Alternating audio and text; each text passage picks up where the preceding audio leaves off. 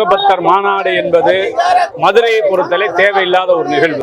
ஏன்னா முருகனோட கோவிலும் தர்காவும் பல ஆண்டுகளாக இருக்கு, மக்கள் பயன்பாட்டில் இருக்கு. இதுவரை எந்த பிரச்சனை எழும்பாத இந்த சூழலில் மதவாத கும்பல் திட்டமிட்டு தமிழகத்தில் தேர்தலுக்காக இந்த நிகழ்வு நடத்தி கொண்டிருக்கிறார்கள்.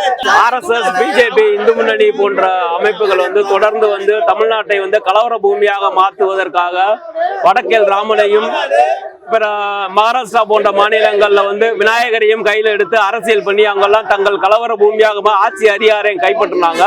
அதனோட ஒரு முன்னெடுப்பாக தமிழ்நாட்டையும் முருகனை கையில. தமிழ்நாட்டுல எப்பவுமே நாங்க மத நல்லிணக்கமா தான் இருக்கோம். குறிப்பா பாத்தீங்கன்னா மதுரையில ரொம்ப நல்லிணக்கமா தான் இருக்கும். ஏன்னா எங்களுக்கு இந்துக்கு முடியல அப்படின்னா நாங்க போய் மசூதிக்கு போய் மந்திரிச்சுட்டு வரோம். அது மாதிரி இஸ்லாமியருக்கு முடியல அப்படின்னா பாண்டிகைகளுக்கு வர்றாங்க. எங்களுக்குள்ள எப்பவுமே எந்த பிழையுமே இல்லை. நாங்க மத நல்லிணக்கமா தான் இருக்கோம். தமிழ்நாடே மத நல்லிணக்கத்துக்கு ஒரு பேர் போனது. அதுவும் குறிப்பா மதுரை அப்படின்னு பாத்தீங்கன்னா அதுக்கெல்லாம் ஒரு முன்னோடியா ஏகப்பட்ட போராட்டங்கள் பாத்தீங்கன்னா பார்ப்பன எதிர்ப்பு மரபு கொண்ட ஏகப்பட்ட போராட்டங்கள் நடந்த மதுரை பகுதி. அப்படிப்பட்ட பகுதியில் பாத்தீங்கன்னா இன்னைக்கு முருகன்கிற பேரை சொல்லிட்டு இன்னைக்கு பாத்தீங்கன்னா இந்து முன்னணி, RSS, BJP போன்ற கும்பல் இங்க ஏதாவது கலவரத்தை ஏற்படுத்தி மத நல்லிணக்கத்தை சீர்குலைக்கணும். அதனால 2026 தேர்தலில் அவங்களுடைய ஓட்டு வங்கியா உருவாக்கணும் அப்படிங்கிற அடிப்படையில் தான் இந்த முருகபக்தர் மாநாடு. வடக்குல எப்படி ராமனை தூக்கி பிடிக்கிறாங்களோ அதே மாதிரி அவரை ராமனை வச்சு அரசியல் பண்ற மாதிரி மதுரையில இப்ப முருகனை கையில் எடுத்திருக்காங்க தமிழ்நாட்டுல. ஆனா இன்னைக்கு மதுரையில் நடக்கக்கூடிய சித்திர திருவிழாவை எடுத்துக்கங்க. சித்திர திருவிழா அனைத்து மதத்தினரும் அழகரை வரவேற்கிறாங்க. சித்திர திருவிழாவை அண்ணன் தம்பியா ஒற்றுமையா கொண்டாடுறாங்க. அதே போல ரம்ஜானை எடுத்துக்கங்க. அண்ணன் தம்பியா சகோதரர்களா அனைத்து மதத்தினரும் ஒற்றுமையா அனைத்து நிகழ்ச்சிகளும் அனைத்து மதத்தோட நிகழ்ச்சிகளும் சந்தோஷமா எல்லாருமே கொண்டாடுறாங்க. உண்மையான முருக பக்தர்களுக்கான மாநாடு அல்ல, ஒரு கலவரத்தை தூண்டுகிற இந்து முஸ்லிம் கலவரத்தை தூண்டுகிற கலவரத்தை ஏற்படுத்துகிற ஒரு மாநாடாக இந்து முன்னணி அமைப்பால் BJP கும்பலால் நடத்துகிற ஒரு மாநாடு. இந்த வெறுப்பு அரசியல் பண்ணணுன்றதுக்காக இஸ்லாமியரா குறிப்பா இவங்க தீவிரவாதி கெட்டவர்கள் சித்தரிக்கிற மாதிரியே இன்னைக்கு பாத்தீங்கன்னா 10ஆம் கிளாஸ்ல NCCல சொல்லித்தரான். ஒரு பிஞ்சு மனசுல நஞ்ச விதைக்கிற மாதிரி ஒரு குழந்தைகள்கிட்டே போய் என்ன சொல்றான்னா இவங்க எல்லாம் நம்ம மொட்டை எடுப்போம், அவங்க தாடி வைப்பாங்க, இவங்க எல்லாம் கெட்டவங்க, நம்ம மக்களுக்கு நம்ம சாமி கும்பிடுறதுக்கு விரோதமானவங்க இல்ல. இங்க இருக்க குழந்தைங்க மனசுல இருந்து பதிகிறான். தொடர்ச்சியா பாத்தீங்கன்னா இஸ்லாமியரை இவங்க கெட்டவங்கன்ற மாதிரியே சித்தரிக்கிறாங்க. பாத்தீங்கன்னா ராமனை வச்சு இன்னைக்கு கலவரத்தை ஏற்படுத்தி மக்களை பிளவுபடுத்தி அங்க தேர்தலாம் இடம் முடிச்சான். அந்த மாதிரி பாத்தீங்கன்னா இங்கிட்டு கல்கத்தா பக்கம் பாத்தீங்கன்னா ஜெய் காளிங்கிறத முன்னிறுத்தி அதை வச்சு அங்க கலவரத்தை ஏற்படுத்தி எல்லாம் பண்றது. இப்ப நீங்க சமயத்துல பாத்துக்கலாம், எல்லா இடத்துலயும் பார்த்தா வகாபி மசூதி அப்படி பள்ளிவாசல் எல்லாத்தையும் இடிக்கிறது எல்லாமே பாத்தீங்கன்னா இந்த கலவரத்தை ஏற்படுறது மக்கள் மத்தியில் ஒரு பிரிவினாய் பிளவுபதத்தை உருவாக்கலாம், வெறுப்பு அரசியல பேசுறதா அப்படிங்கறதா இவங்களோட நோக்கமே. அரசியல் மாநாடு தான். அரசியல் மாநாடு இல்லைன்னா இதுல அமித்ஷா இதை பேச வேண்டிய தேவை என்ன இருக்கு? 2026 திராவிட ஆட்சியை ஒழிப்போம்னு ஐநார் நாகேந்திரன் முதற்கொண்டு எல்லா பாஜக காரங்களும் தொடர்ந்து இதை தான் முழக்கமா வைக்கிறாங்க. முருகன் மட்டும் எங்களுக்கானதல்ல, 2026 எங்களுக்கானதா மாறும், இந்த தமிழ்நாடே எங்களுக்கு மாறும்னு சவால் விடுறாங்க. உங்களுக்கு எல்லாருக்கும் தெரியும், ஓராண்டுக்கு முன்னாடி அழகர் மலை இடிக்கணும், வேலூர் மலை இடிக்கணும் திட்டம் போட்ட அந்த பாரதிய ஜனதா கட்சி கும்பல் தான் இன்னைக்கு திருப்பரங்குன்ற மலையை பாதுகாக்கணும் குரல் கொடுக்கிறாங்க. ஆனா முன்னுக்கு பின்னான முரண்பட்ட கருத்துக்களை முன்வைத்து அரசியல் லாபத்திற்காக செய்யக்கூடிய இந்த செயல்பாடு கண்டிக்கத்தக்கது. மக்கள் மத்தியில் எந்த வரவேற்பும் இல்லை. திடீர்னு BJP காரங்களுக்கு இந்து முன்னணிக்காரங்களுக்கு முருகபக்தர் என்ன ஒரு பாசம் வந்துச்சு. முதல்ல முருகபக்தருக்கு எதுக்கு மாநாடுன்னு நான் கேட்குறேன். முருகபக்தர் காவடி தூக்குறாங்க, பழனிக்கு போறாங்க, திருச்செந்தூர் போறாங்க, எல்லாமே வழக்கமா பண்ணிட்டு தான் இருக்காங்க. இன்னைக்கு முருகபக்தர்களுக்கு மாநாடுங்கிறதே பாத்தீங்கன்னா ஒரு அயோக்கியத்தனம் தான். எங்க வீட்டுல தீபாவளினா நாங்க போய் அவங்களுக்கு பலகாரம் தரோம், அவங்க பிரியாணின்னா எங்களுக்கு தராங்க. எங்களுக்குள்ள எந்த வேறுபாடுமே இல்ல. மதுரை மக்கள் எப்பவுமே நல்லிணக்கமா தான் இருக்கும். எங்களுக்குள்ள எந்த பிழைவுமே இல்ல.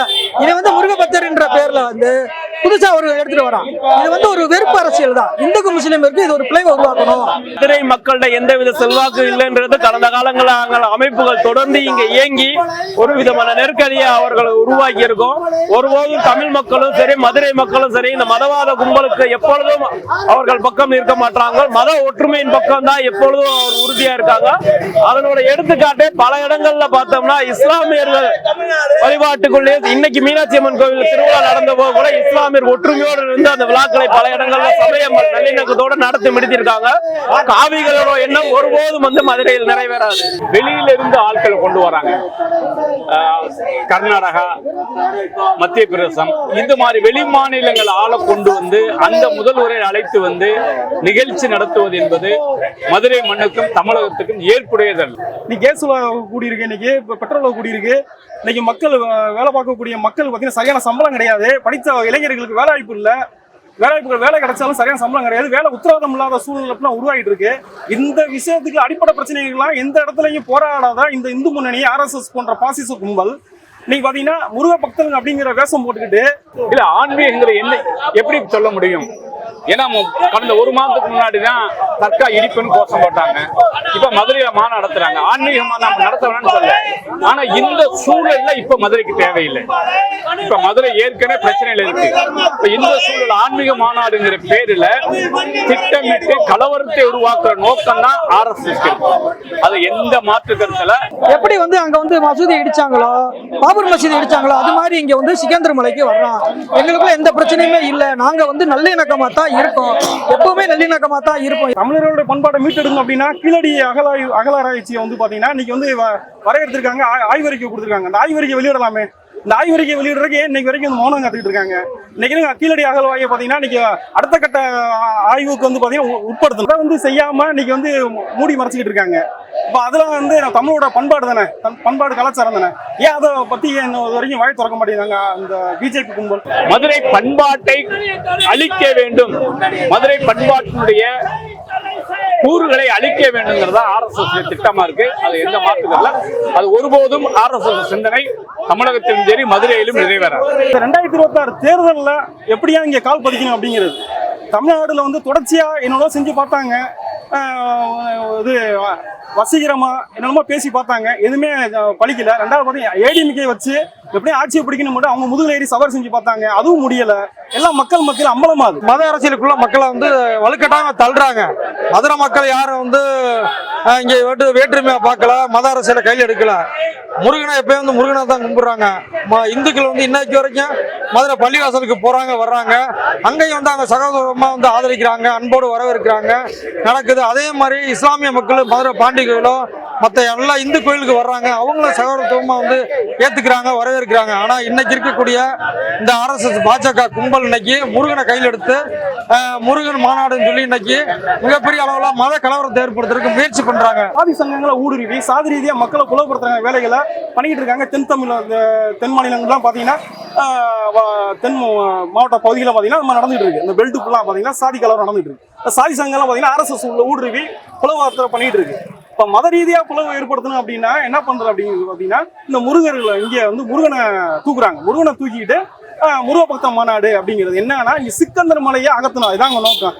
எப்படி இப்ப H. ராஜா இப்ப மாநாட்டுல பேசினார் இல்லையா, இங்க தமிழ்நாடு அயோத்தி ஆக்க விட மாட்டோம், அதோட முதல் படம் முருகன் அப்படிங்கிறது எங்கன்னா இங்க திருப்பண்டத்துல இருக்கு, எங்களுடைய கரசேவை வேலை இங்க இருந்து ஆரம்பிப்போம் அப்படின்னு பகிரங்கமா அறிவிக்கிறார். இப்ப இதைத்தான் நம்ம சொல்றோம். இவங்க கலவரம் ஏற்படுறதுக்காகவே முருக பக்தர் மாநாடுங்கிற நடத்துறது. முருக பக்தர்களுடைய பேர்ல பாத்தீங்கன்னா இங்க காவி கும்பல் வானரக படைகளை குவிச்சு இந்த பக்கம் மாநாடுங்க பேர்லாம் இங்க நடத்துறீங்க, இந்த பக்கம் கலவரத்தை ஏற்படுத்தணும் அப்படிங்கறத அவங்களோட நோக்கம்.